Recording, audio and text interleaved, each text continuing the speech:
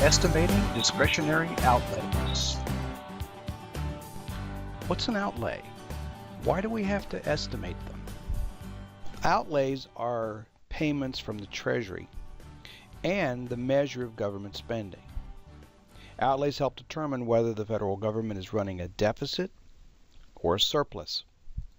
If total outlays exceed total revenues, you have a deficit. If total outlays are less than total revenues, you have a surplus. Because outlays measure government spending, since 1921 there has been a statutory requirement that the President provide outlay estimates in the required annual budget. You will note that the statutory language generally uses the term expenditures instead of outlays.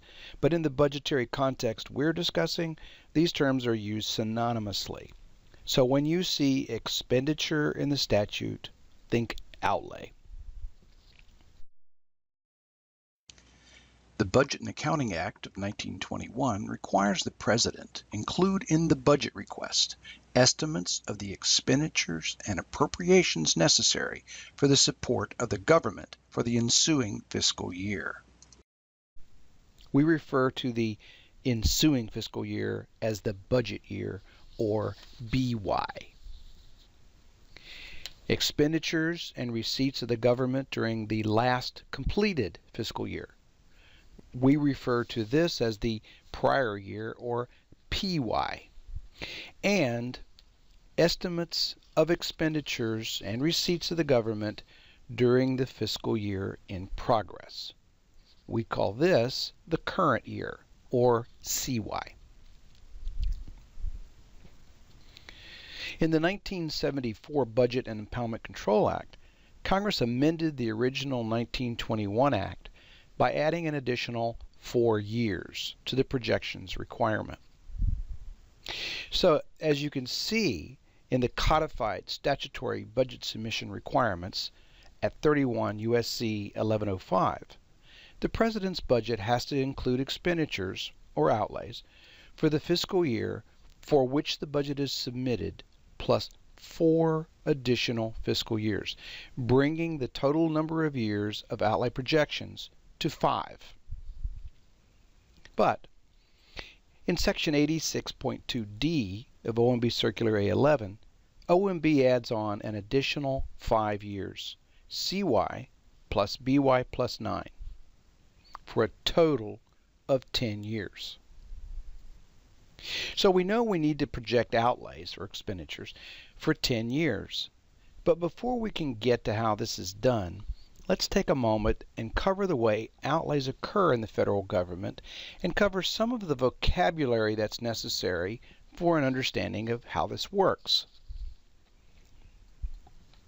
The first thing you need is a resource to spend. Let's pretend this rectangle represents a resource. For example, a $1 million appropriation account that's available for obligation for only 1 year. Since most appropriation accounts we will be estimating are typically available for obligation for only 1 year, this model will cover a lot of territory. Spending federal money involves 2 steps: obligating the funds and outlaying the funds. OMB defines obligation as a binding agreement that will result in outlays immediately or in the future. This binding agreement might be in the form of contracts, grants, payrolls, and so on. And outlay is defined as a payment to liquidate an obligation. Liquidate is a fancy way of saying an outlay is a paid obligation. Once an obligation has been paid, we no longer need to keep track of it. Let's represent the obligation by adding a light shading. And further, let's represent the portion of the obligations that have been paid, that is, our outlays, by coloring it blue. Since our example is available for obligation for only 1 year, at the end of that year, we can see that we have obligated almost all of the $1 million appropriation. Let's say $995,000. So let's cover some terminology. We have total resources of $1 million. Total obligations are $995,000. That means we have an unobligated balance of $5,000. At the end of the year, these funds expire. That is, they can no longer be used for new obligations. They may only be used for adjustments to original obligations. Of the total obligations, the dark blue portion represents the outlays, the paid obligations. This amount is $149,000. The lighter portion has not been paid, that is, outlaid. This is referred to as unpaid obligations. This amount is $846,000. If you add the $149,000 and the $846,000 together, you've accounted for all $995,000 in obligations, both paid and unpaid. The outlay rate is the rate at which budget authority becomes outlays in a fiscal year. It's usually presented as an annual percentage.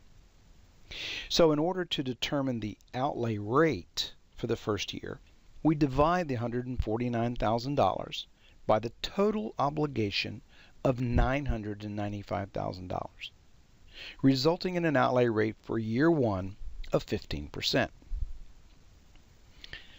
Since year 1 is the only year the funds are considered new authority, this 15% is considered the outlay rate for new authority. Remember this, as it will come in handy later on.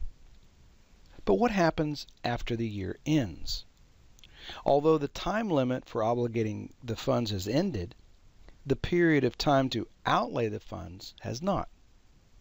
By law, an appropriation has 5 years after expiration to outlay the funds. Let's move to year 2. Remember that paid obligations no longer need to be tracked? Well, that means in year 2, we have $149,000 less, or only $851,000 left to keep track of. $5,000 is unobligated, and $846,000 is obligated and unpaid. This $851,000 is referred to collectively as the unexpended balance of the account. During year 2, the account outlays $398,000. $398,000 divided by the original obligation of $995,000 is 40%. So our year 2 outlay rate is 40%. Since the year 1 rate was 15%, we have now outlaid 55% of our obligations cumulatively after 2 years. As we move to year 3, we can see our unpaid obligations have been reduced by the $398,000 paid in year 2. During year 3, the account outlays $248,000. $248,000 divided by the original obligation of $995,000 results in a third-year outlay rate of 25%. And we can see this account has outlaid 80% of its obligations after 3 years.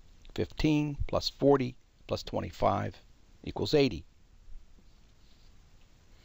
During years 4 and 5,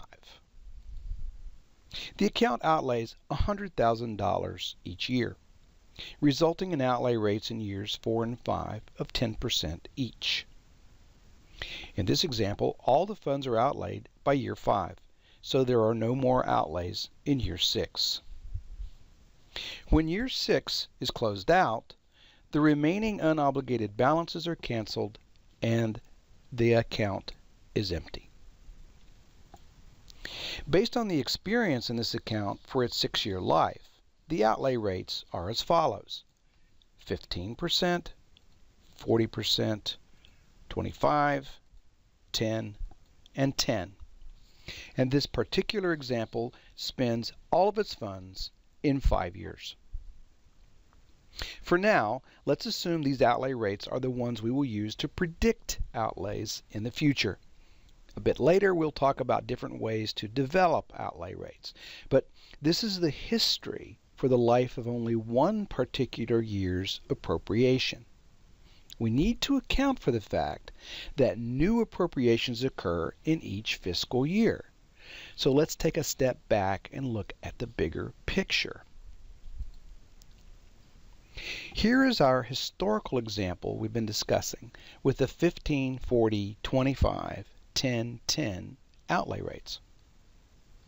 Let's assume this pattern is based on an appropriation made 6 years prior to the current year. We distinguish this fiscal year's activity by the color blue. But we know we also got an appropriation 5 years ago in CY minus 5. So we'll add this to our history and color it green. Let's continue with our history by adding CY minus 4, CY minus 3, CY minus 2, CY minus 1, also distinguished by different colors. In CY6 and CY5, we have a full 5 years of history, but not in CY minus 4, where we only have 4 years of history. CY3 has only 3 years of history, CY2 has 2 years, and CY1, otherwise known as prior year, has only 1 year of history. We may have many other years of history prior to CY6 that we can call on, and we'll get to that a bit later. But for the moment, we'll just show these years to keep the screen manageable.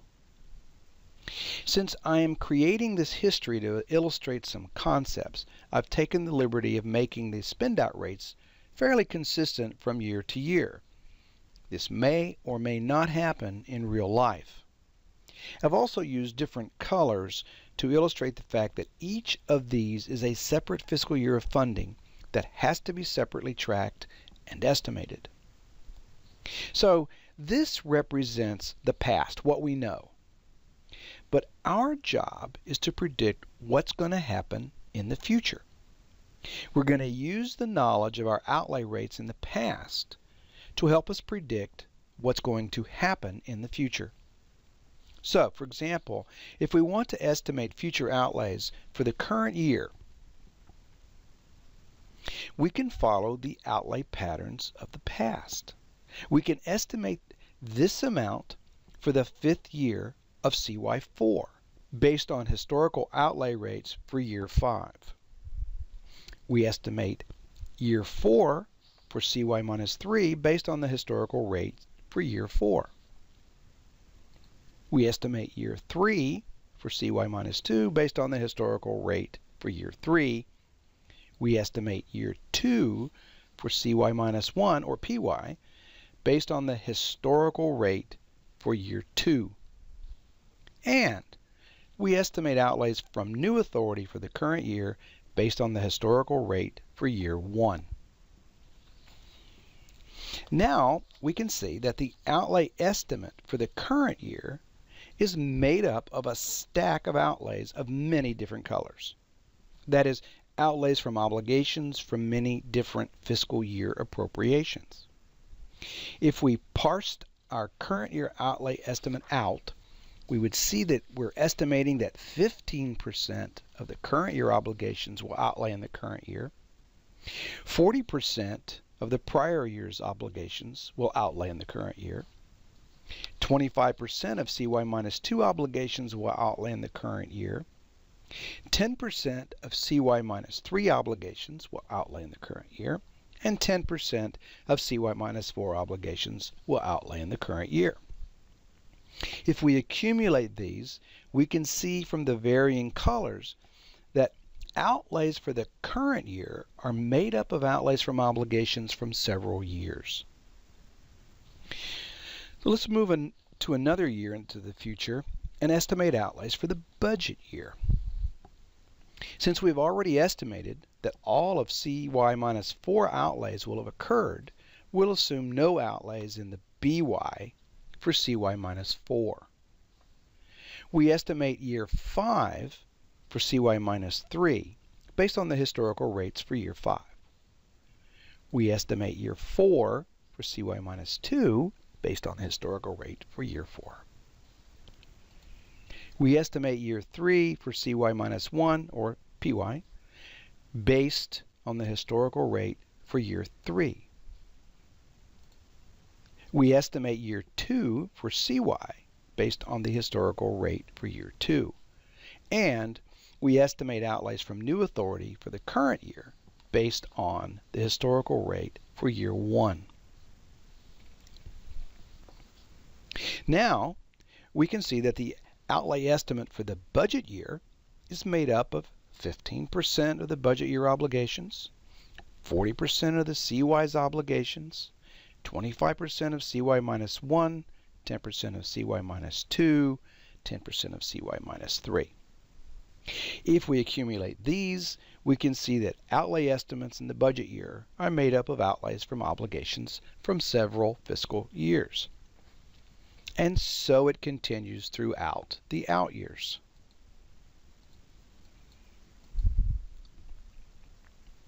Now that we have an idea of how the outlay estimate for each year is made up of estimates of several years stacked together, I want to change the focus just a little bit. First of all, let's just focus on the future. After all, our focus here is on projecting outlays expected to occur in the future. Notice there are two major components to such a calculation. There are those outlay estimates that are based on obligations made in the past. These are calculated by multiplying obligations that occurred in prior years by the relevant outlay rates. Let's color those orange. And there are those outlays that are based on obligations we plan to make in the future, including the current year. These outlays are calculated by multiplying the expected obligations, or BA, by a full set of outlay rates. Let's color these green and blue. The green represents year 1 outlays, or outlays from new authority, and the blue represents outlays from balances.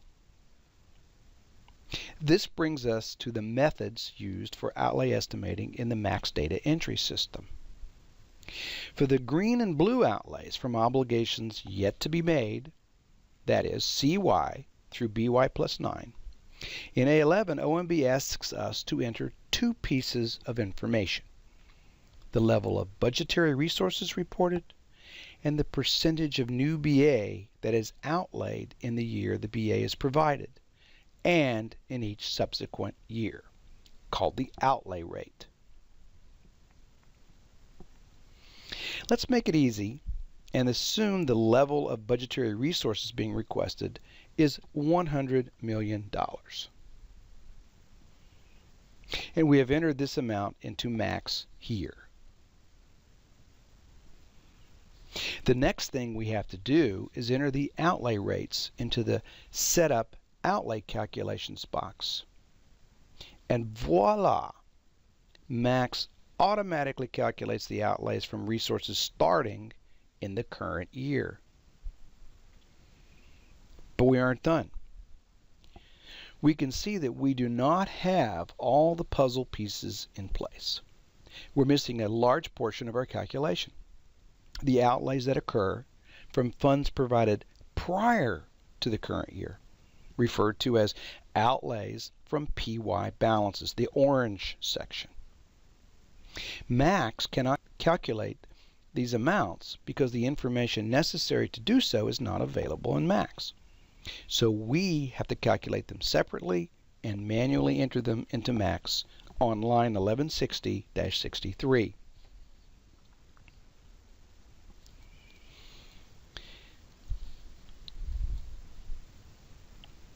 The CY outlays from PY balances add to $85 million. The BY outlays from PY balances add to $45 million. The BY plus 1 add to $20 million. And the BY plus 2 has the remaining $10 million. Now our outlay calculation is complete. But how do we calculate these outlays from prior year balances? In section 82.6 of Circular A11, OMB instructs us to enter information developed using the method of calculation called the Waterfall method. The waterfall is the result of the closing of accounts in successive years, giving a stair-stepped presentation. This stair-stepping gives the waterfall table its name.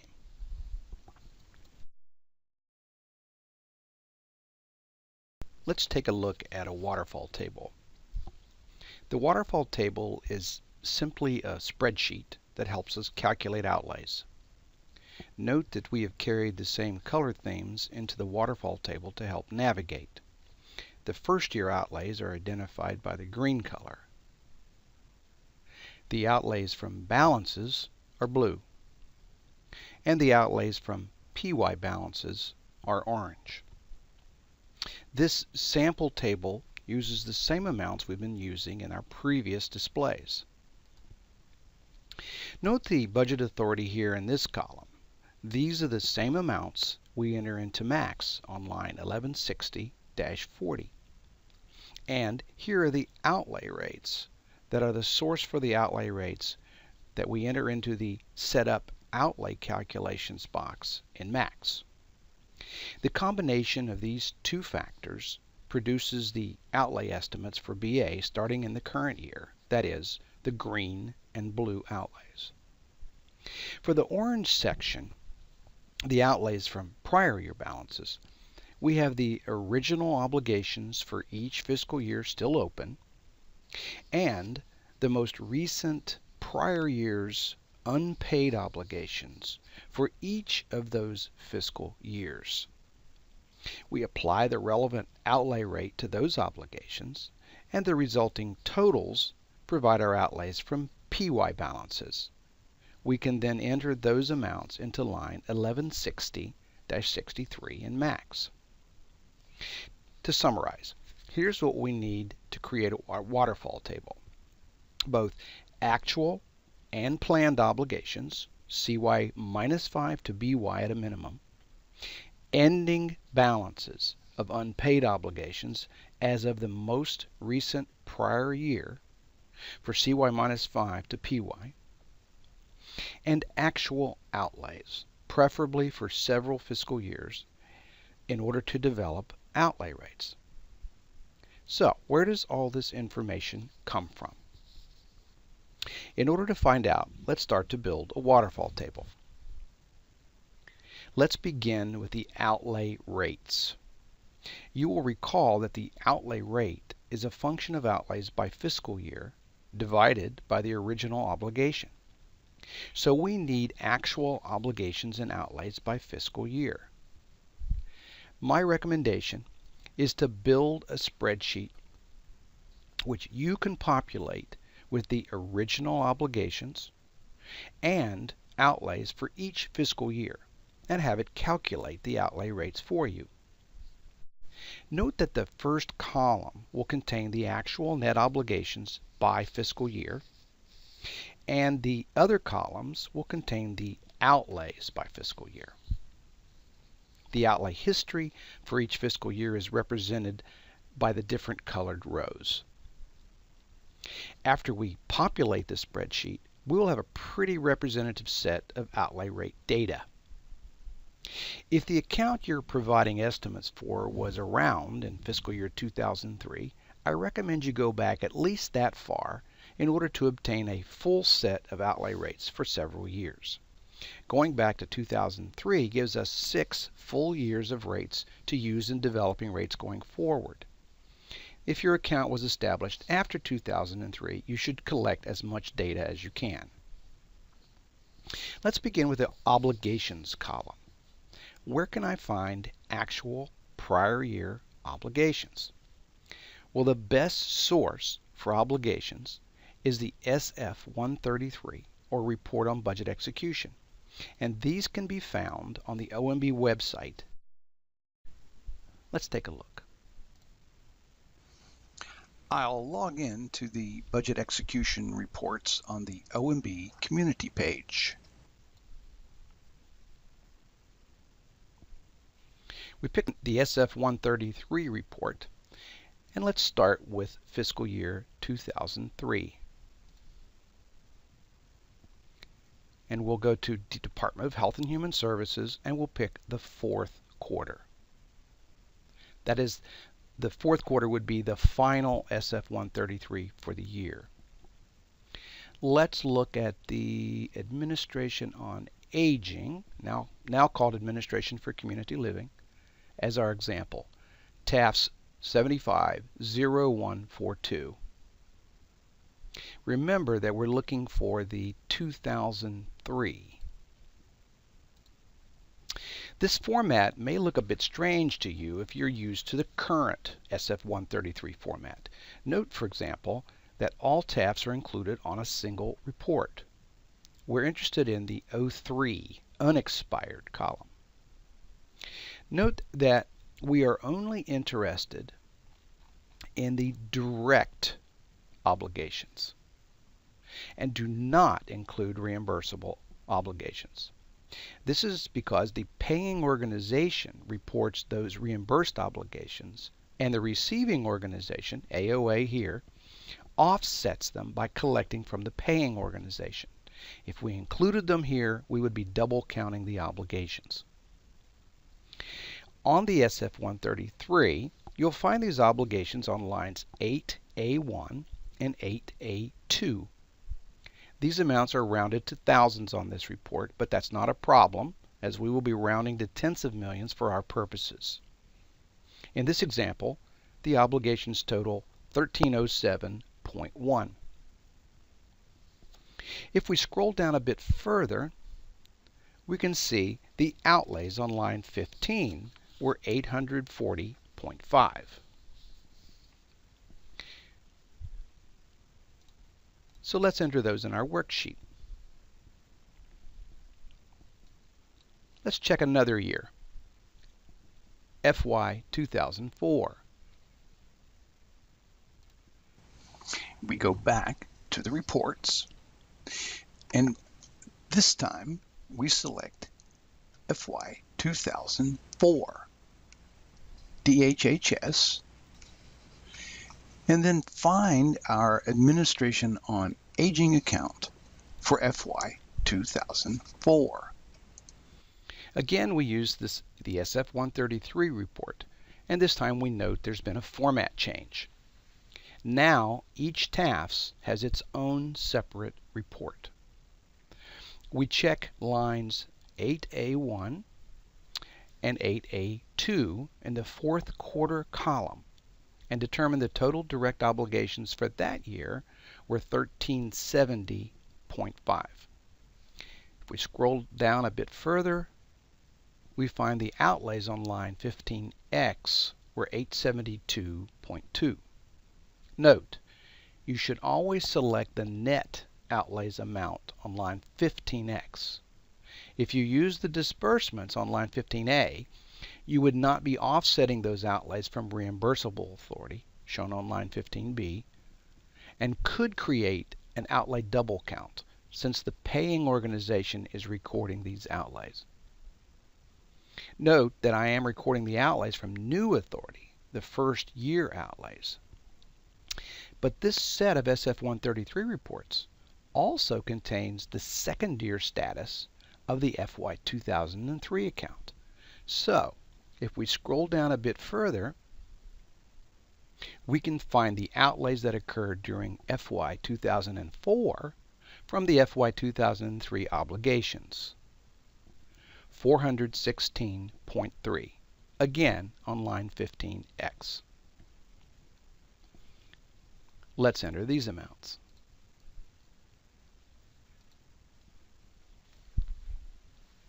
A quick look shows us that this account outlaid roughly 64% in year one in both fiscal years 2003 and 2004. And we can also see a 32% outlay rate for year two.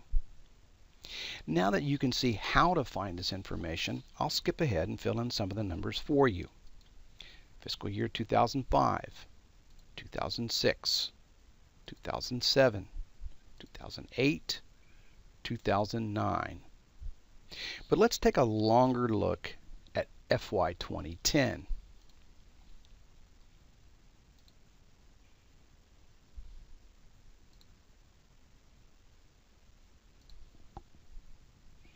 That was a big year for changing line numbers. And they added a lot more information to the SF-133.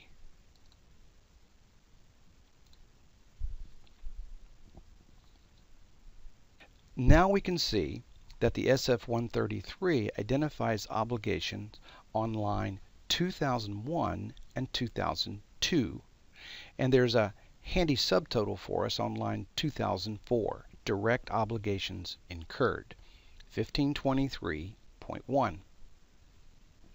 We can find the total outlays net on line 4190. 917.4. So let's add the 2010 information and quickly fill in the rest of the data. Here's 2011, 2012, and 2013. So we have collected data from each of the final SF-133s for years starting with FY 2003 and continuing to the present.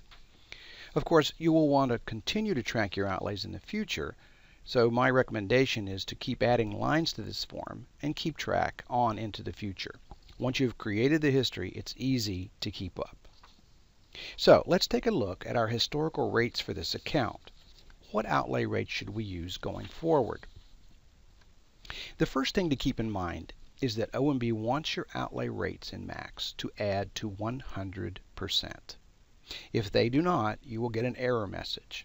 Yes, I know the sample data indicates that accounts typically do not outlay all the funds, but we still need to add to 100%.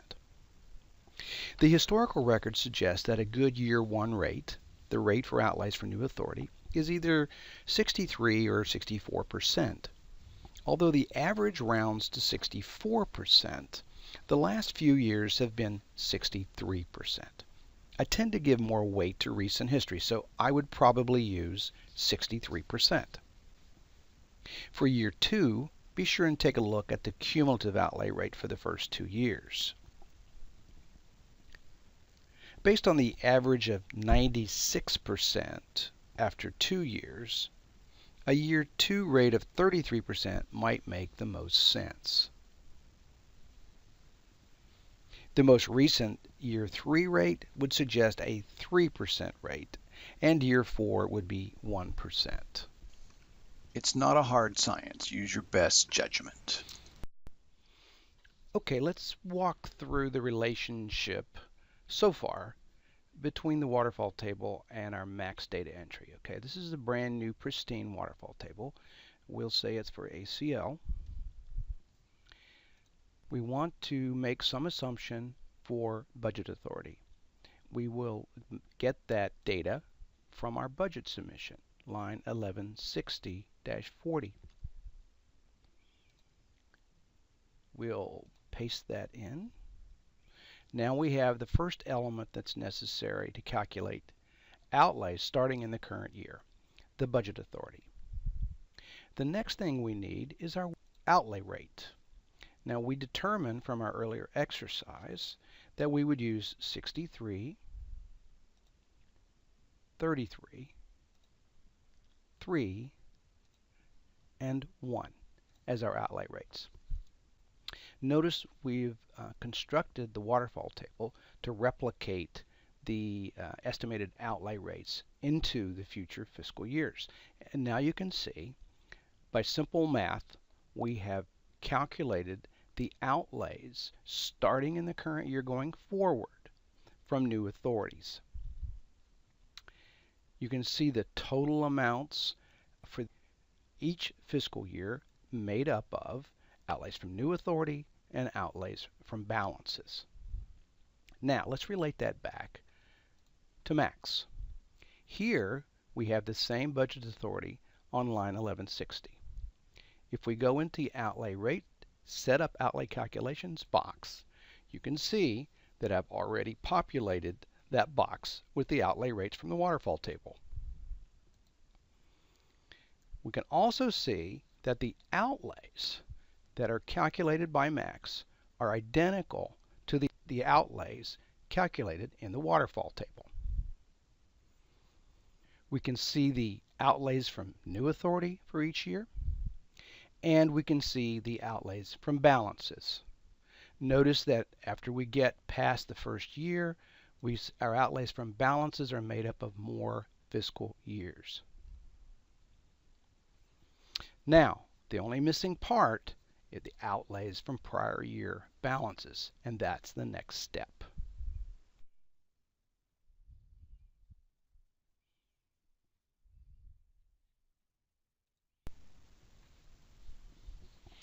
Now we're ready to populate the orange section, the outlays from PY balances. The first thing we need to do is to look up the actual obligations for fiscal years 2009 through 2013. Fortunately, we already have done this for our outlay rate exercise. So let's go find those, and we'll just copy those values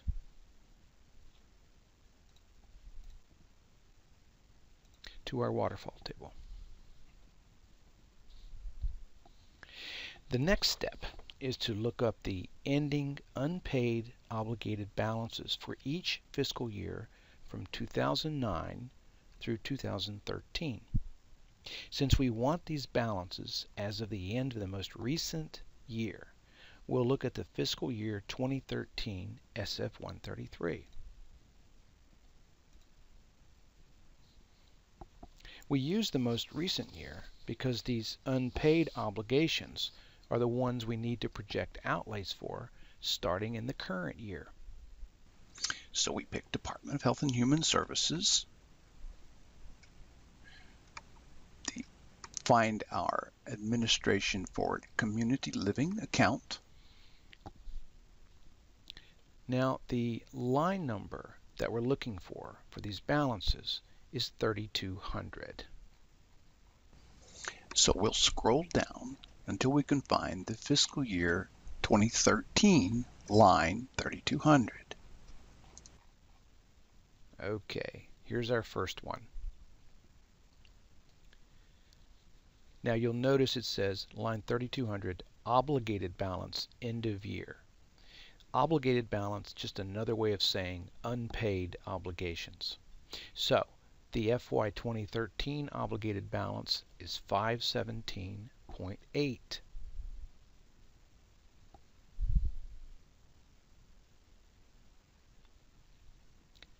The FY 2012 is 73.6.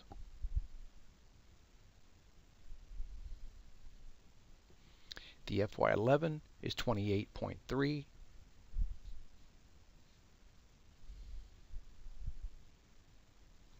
The FY10 is 9, and the FY9 is 4.3. Because 2013 is the 5th year after expiration of the FY 2008 appropriation,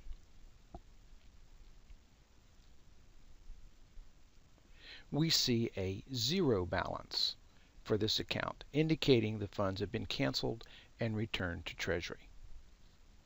Now, let's populate our waterfall table with these amounts.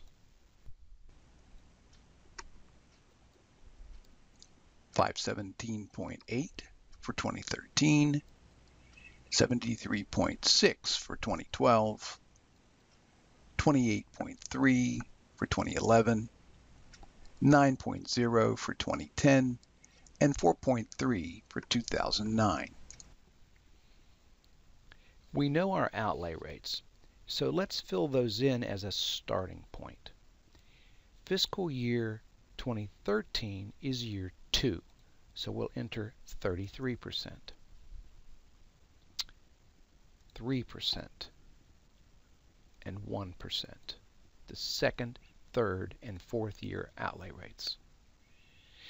FY 2012 is year 3, so we'll put in 3% and 1%. 2011 is year 4, so we'll enter 1%. A word of warning here.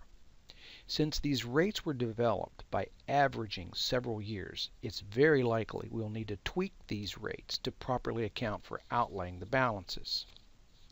I generally do my tweaking in the 2014 column, since these amounts are generally larger than subsequent years.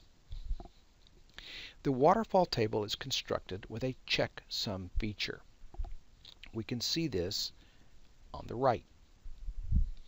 For example, we can see that using 33% causes the calculated outlay to exceed the obligated balance. That means we need to reduce the rate. Now bear with me on this.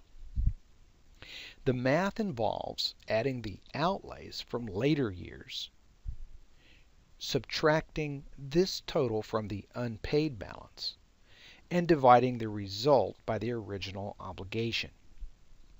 The resulting outlay rate will ensure the calculated outlays equal the existing balance.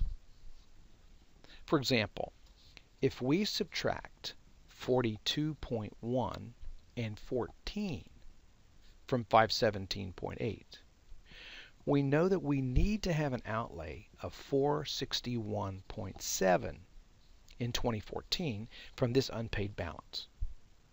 461.7 divided by the original obligation of 1404.3 equals 32.877%. The great thing about using an Excel spreadsheet for the waterfall table is we can use formulas to save us work. I've created formula to do this calculation. When we copy these formula to the 2014 column, we make sure our outlay estimates equal our balances across time. So let's copy the 2013 adjusted percentage. Let's copy the 2012 adjusted percentage. Let's copy the 2011. And finally, the 2010. Now we can see the checksums equal the balances. There is a caveat here. History shows us that in this account, very few outlays occur in year 5.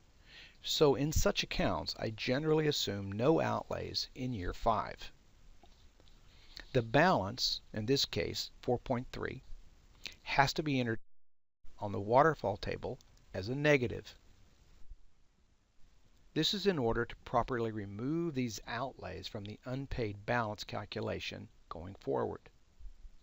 You may recall that OMB requires us to use outlay rates in MAX that add to 100%, even though we know we almost never outlay 100% of an account. This removal of balances from the calculation helps offset OMB's bias towards estimating too high on outlays. Okay, now we have a completed waterfall table with outlays from PY balances. Let's take a look at the MAX account. The outlays from PY balances are entered on line 1160-63.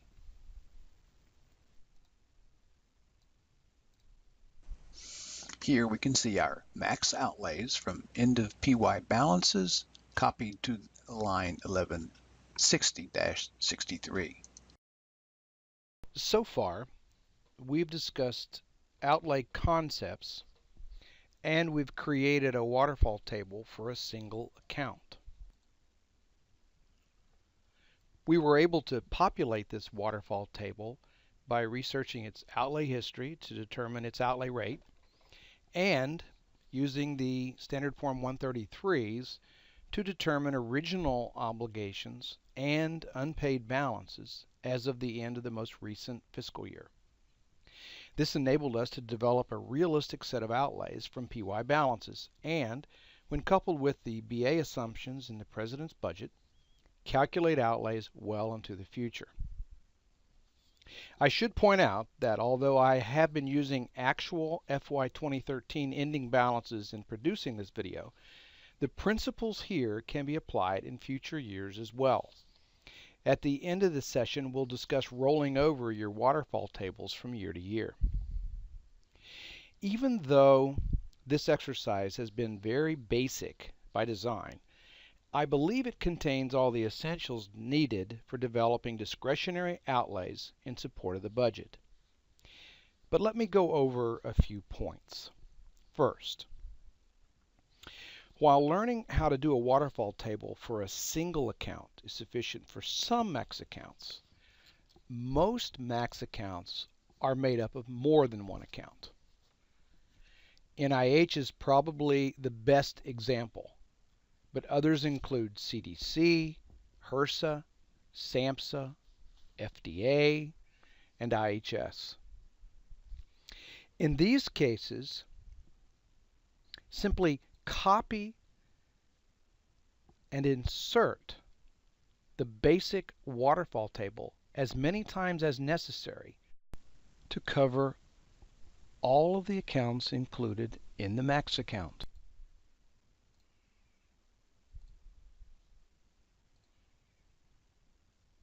For example, if we look at a waterfall table for SAMHSA,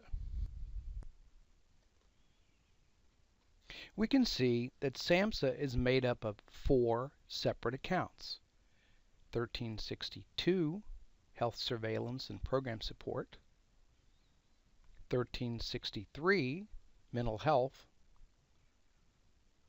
1364, Substance Abuse Treatment; and 1365, Substance Abuse Prevention.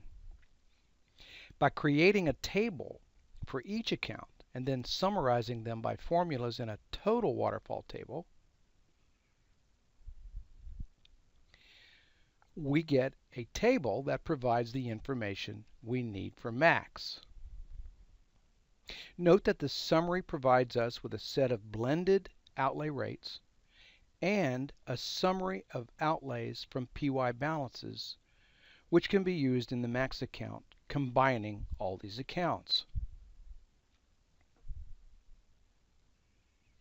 Second point, make sure you create a separate table for your unobligated balances if you have accounts with multi-year or no-year funding. The calculation of outlays from unobligated balances must be included with your outlays from PY balances. That's because unobligated balances are, by definition, a prior year balance. So you do not want to combine outlays from unobligated balances with your regular budget authority, as this would cause the resulting outlays to be included as outlays from new authority. By creating a separate table and adjusting the totaling formulas, you can accurately include these outlays with your outlays from PY balances. Just make sure your formula shows all outlays from unobligated balances as outlays from PY balances. For example, let's take a look at the Indian Health Service. This is account 750390. This account has both annual and no-year funding, so we create a separate waterfall table for the no-year carryover.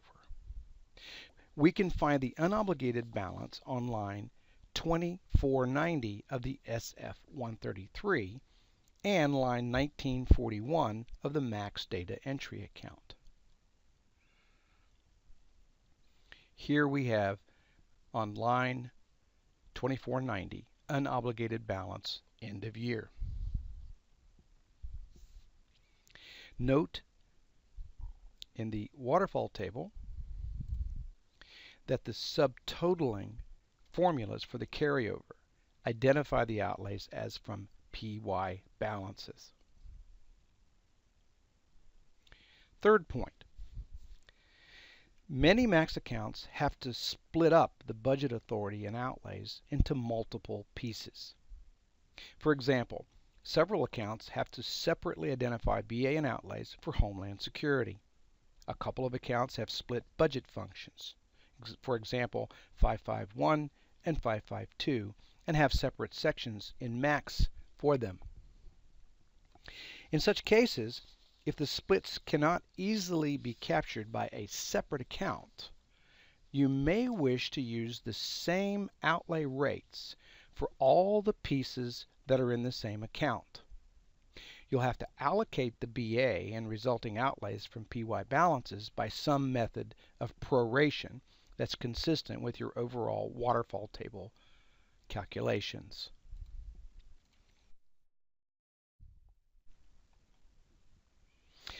Let's take a look at the CDC max account, for example.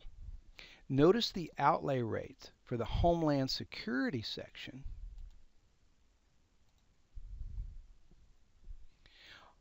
are the same outlay rates as those in the basic account.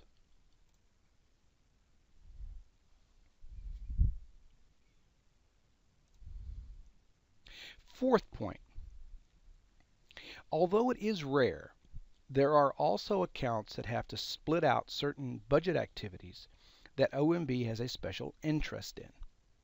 Head Start is probably the best example of this. In addition, since mandatory outlays have to be separately estimated, if your account commingles discretionary and mandatory authority, you will need to split these out as well. In these cases, rather than combine several accounts that roll up into a single max account, the waterfall table has to subdivide the account into subaccounts that add to the total account. Up to this point, we have built the waterfall tables based on treasury accounts, as reported in Facts 2, where we could easily determine the obligations from the SF-133s. However, in this case, we need more information from the accounting system to complete the task. Since Head Start is identifiable by separate allotments, I recommend running an allotment allowance report to determine the obligations and outlays for Head Start.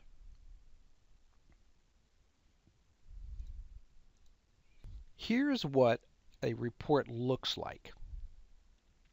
I've exported the allotment allowance report to Excel, and I've resorted it to focus on Head Start allotments. Let me show you the headers in the report. We have the appropriation, the allotment description, the allowance, the obligations, and the disbursements, among other things that I've hidden for purposes of this display. I've resorted this to get all the Head Start together, and we can see the totals here at the bottom using Excel to calculate the Head Start obligations in this column and outlays. Here we see the total obligations and outlays, and we can even use Excel to calculate the first year outlay rates.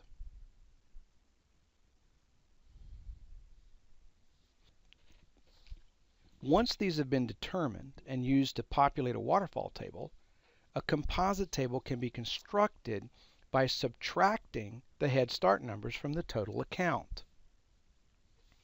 As you can see on this report, I have subtracted the Head Start obligations from the total, and I have subtracted the Head Start outlays to get the all other outlays.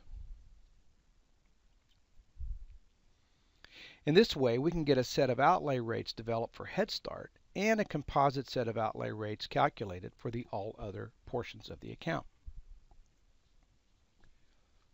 Mandatory splits can frequently be determined by the fact that mandatory authority has its own identifying lines in the SF-133, at least regarding BA and Outlays. Obligations are frequently identifiable as a separate line in Category B. If not, you'll have to resort to the allotment allowance report, which totally segregates discretionary and mandatory funds.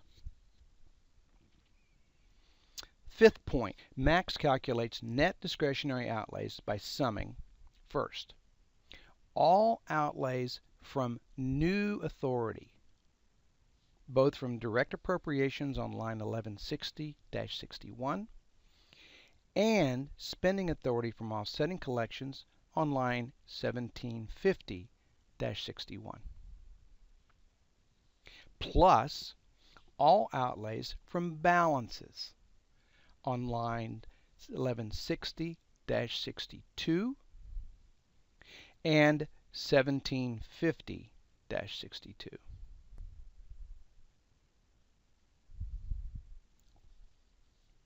Plus all outlays from PY balances, line 1160-63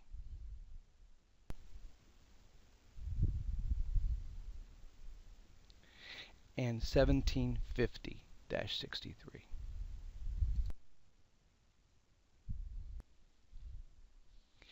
Then you arrive at a gross outlay amount.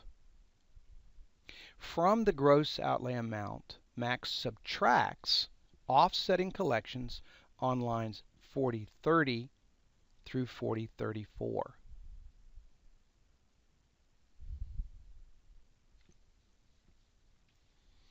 There is a corollary formula for mandatory outlays as well. As you may recall, we earlier pointed out that you do not want to include any outlays from offsetting collections in your net outlay amount. Since the paying organization includes these amounts in their estimates, your including them would cause a double count. So it's very important that your outlays from spending authority from offsetting collections be fully offset by offsetting collections. One way to achieve this is to use an outlay rate for your spending authority from offsetting collections of 100% in year one.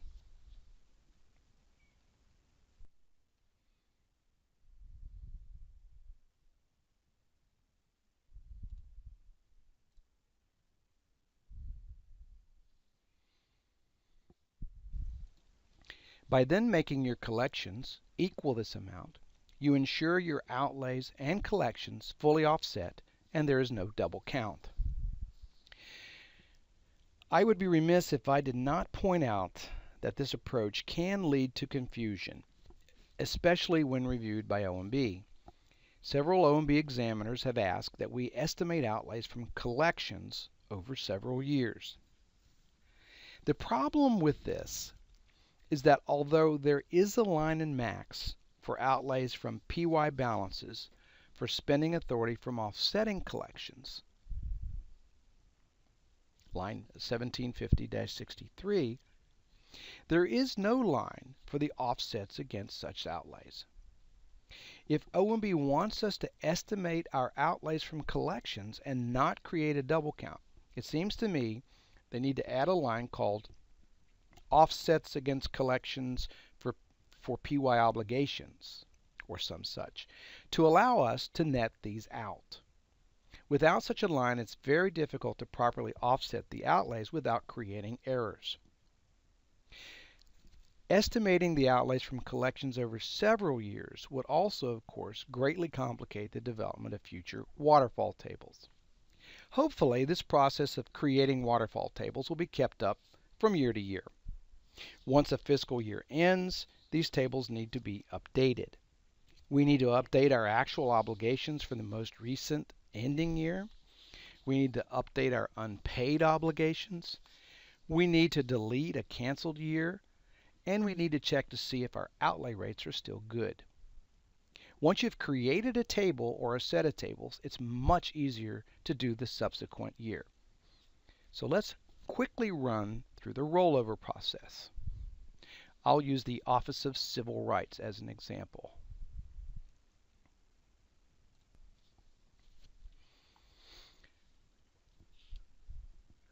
First, we start with the header changes. We changed the President's budget from fiscal year 2014 to 2015. Since we've finished 2013, the column headers start with 2014.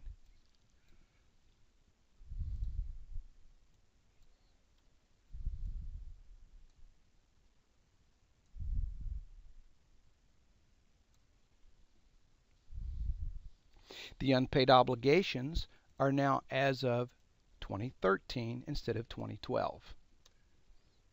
And we zero out last year's balances. We update our column 1 fiscal years since we have canceled 2008. We'll begin by unhiding the rows. You may wonder why we hide the out years. It's just because it makes a table much more concise and usable, and we don't really need to see all those years anyway. So we'll just copy fiscal years from 2009 onward and extend by 1 year.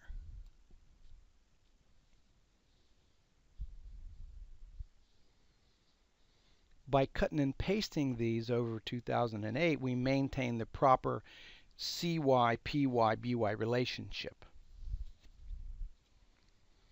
Now that we've done that, we'll go ahead and hide the out years again. Then we do a parallel copy of the actual obligations.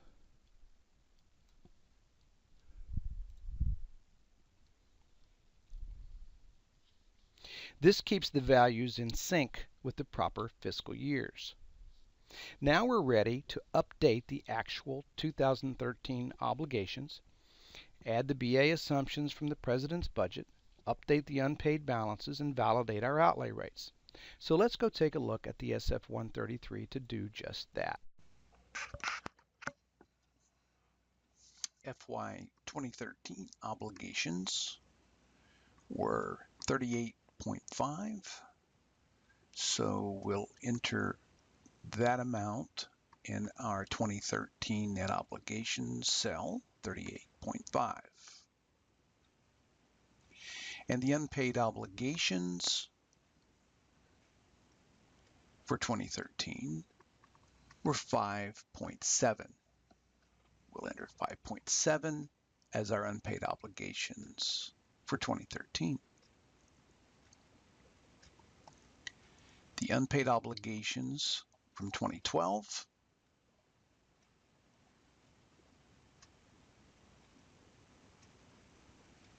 1.2, so we'll enter 1.2 in the cell for the ending unpaid balances for 2012. Unpaid obligations from 2011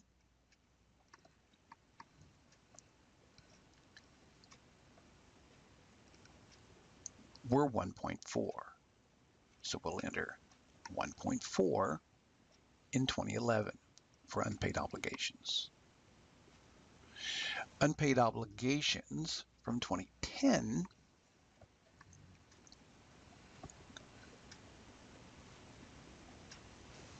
0.3. So we enter 0.3 for 2010. And finally, unpaid obligations from 2009, 0.3. So we enter 0.3 for 2009. Note that by using the previous year's rates, the waterfall is automatically populated. Now, a quick and dirty check of our outlay rates can be done by subtracting the unpaid balance from the obligations and dividing this by the obligation. So if we take 38.5 less 5.7 and divide the result by 38.5, we determine that the first year outlay rate for 2013 was 85%. This might suggest the first year rate needs to be revised upward to 85%. By applying the same quick and dirty calculation to the 2012 obligations and unpaid balance, we find a cumulative rate of 97%. That would be 40.9 minus 1.2 divided by 40.9. 97% in the second year cumulatively suggests that if we had 85 in the first year, year 2 rate would be 12%.